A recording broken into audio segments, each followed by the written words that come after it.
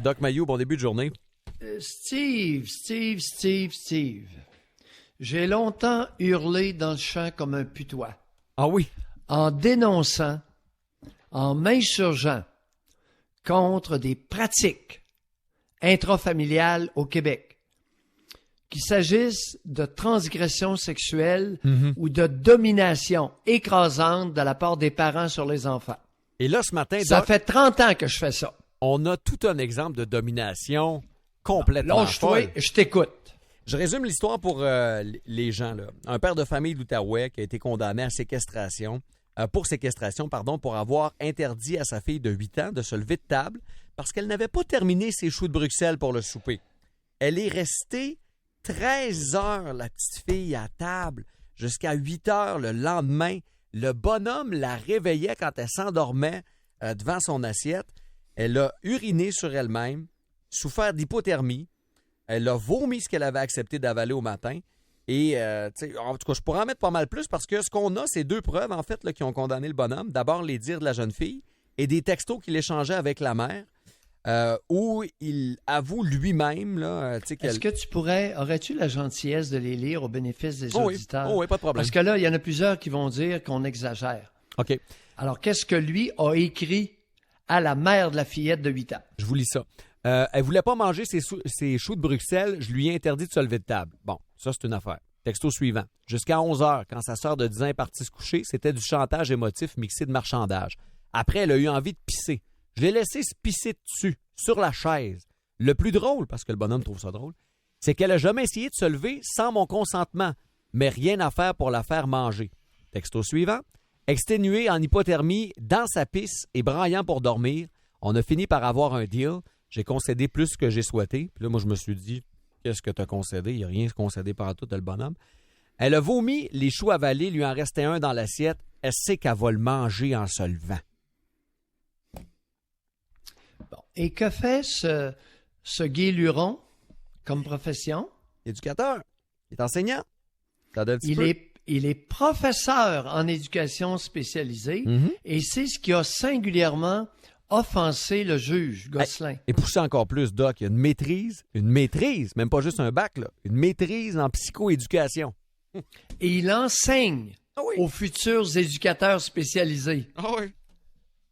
Ça se passe à Gatineau, aux côtés de la capitale nationale du Canada.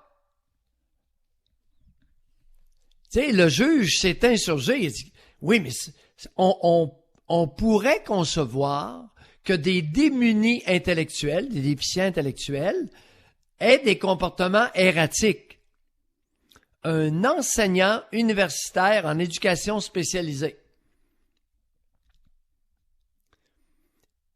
C'est quelque chose. Ça amène toutes sortes de questions. D'abord, avez-vous déjà eu des pistes? Parce qu'évidemment, je comprends que l'humain est une bébite. Il n'y a pas un être humain pareil comme un autre. Là. Mais ça vient d'où cette espèce d'envie de domination-là? Pas nécessairement dans le cas du bonhomme, là, mais en général, quand vous voyez ça chez des hommes, il faut bien que ça vienne de quelque part. Je veux dire, c'est... Oui. Il y a 2 choses. La pulsion sexuelle refoulée envers sa fillette et la pulsion agressive, le pouvoir. Alors, c'est typique d'une société qui valorise le modèle dominant-dominé. Parce que là, lui est dans une bataille avec sa fille. Là. Tu comprends qu'il veut pas perdre. Là. C'est pas vrai qu'elle va avoir le gros bout du bâton. Puis j'essaie de me mettre un peu dans sa tête d'après ce qu'on lit d'un texto. Là. Il est comme pas concevable dans sa tête qu'il y ait une fin autre qu'elle mange ses maudits choux de Bruxelles. Ouais. C'est incroyable. Et les choux de Bruxelles, chers auditeurs, ne sont qu'un vulgaire prétexte à... Ah oui, t'as oublié une citation. Il a avoué vouloir casser sa fille. Oui, j'ai vu ça, c'est vrai, vous avez raison. Il a avoué vouloir casser sa fille. Ça s'est produit le 23 janvier 2018.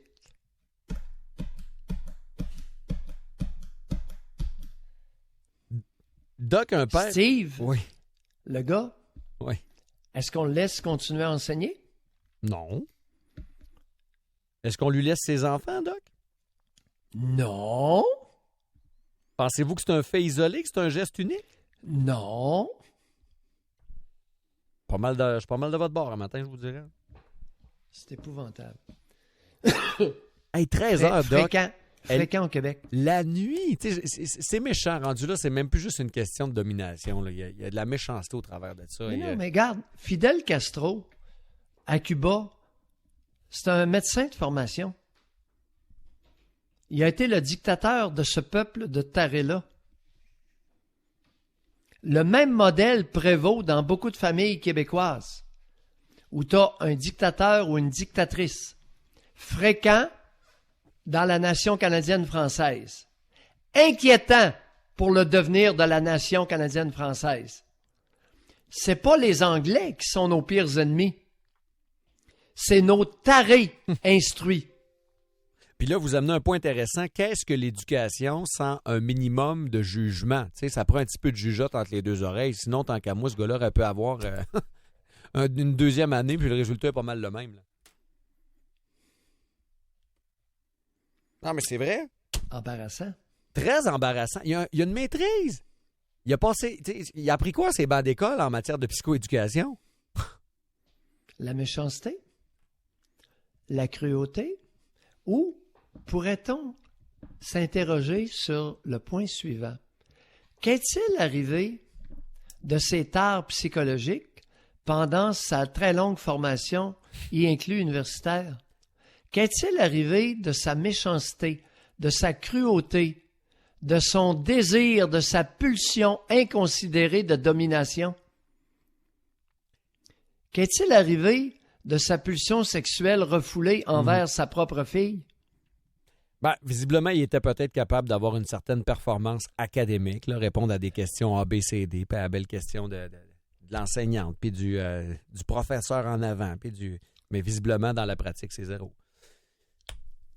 Cet individu-là a profité des maudits choux de Bruxelles pour démolir sa fillette de 8 ans.